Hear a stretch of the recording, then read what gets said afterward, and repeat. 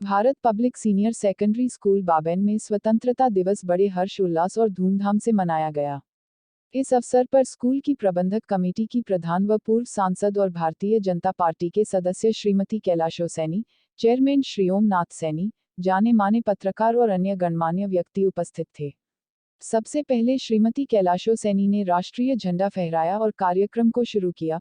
Flag hosting के इस शुभ अवसर पर स्कूल के चेयरमैन श्री ओम नाथ सैनी के अतिरिक्त स्कूल की principal Shrimati Sunita Khanna, vice principal Shriman Vinod Kumar, school का स्टाफ, बच्चे और उनके अभिभावक सभी उपस्थित थे।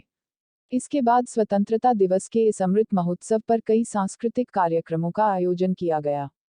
सबसे पहले गणेश वंदना से कार्यक्रम का श्री गणेश हुआ। उसके बाद छात्रों ने देशभक्ति से ओतप्रोत गानों को गाकर सारा वातावरण देशभक्तिमय में बना दिया। इस अवसर पर स्कूल के शिक्षकों ने पूरे उत्साह के साथ स्वतंत्रता दिवस के अवसर पर अपनी देशभक्ति से परिपूर्ण प्रस्तुति देकर अपनी देशभक्ति को प्रदर्शित किया। इस आयोजन में सम्मिलित छात्रों के अभिभावकों ने भी देशभक्ति के गाने गाए और देशभक्तों को श्रद्धांजलि अर्पित की, जिन्होंने देश को आज़ाद कराने के लिए अपना सर्वस्व न्यौछावर कर दिया। स्वतंत्रता दिवस के अवसर पर आयोजित कार्यक्रमों में भाग लेने वाले बच्चों, शिक्षकों और उनके अभिभावकों को श्रीमती कैलाशो सैनी, श्री ओम नाथ सैनी, स्कूल की प्रिंसिपल सुनीता खन्ना ने इनाम देकर सम्मानित किया। अंत में स्कूल की प्रिंसिपल सुनीता खन्ना ने सबको संबोधित करते हुए कहा कि आज का दिन हमारे देश का सबसे पवित्र व यादगार दिन है। कार्यक्रम का समापन राष्ट्रीय गान को गाकर किया गया और बच्चों को लड्डू भी वितरित किए गए।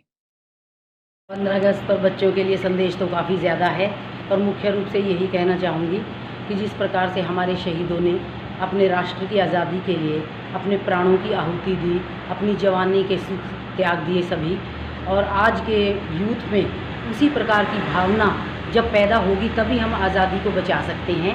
मैंने नोट किया है कि youth have become rude and sad, directionless, hopeless from the future. मैं यूथ को यही कहना चाहूँगी कि अपने अंदर वही, और पेरेंट्स और टीचर्स मिलकर यूथ के अंदर वो वैल्यूज़ पैदा करें जो हमारे जंग आज़ादी के परवानों के अंदर थी, क्योंकि आज़ाद होना आज़ादी को बचाकर रखने से ज़्यादा सरल है।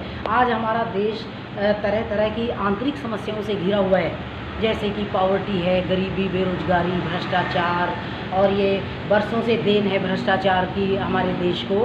हमारी सरकार इन समस्याओं से कॉप ऑफ करने के लिए पूरा जोर लगा रही है। बड़ी डिफरेंट पॉलिसी सरकार ने बनाई हैं कि ताकि गरीबी, महंगाई और बेरोजगारी को और भ्रष्टाचार को जड़ से उखाड़ करके फेंका जा सके। इसमें यूथ की भी अहम भूमिका रहे।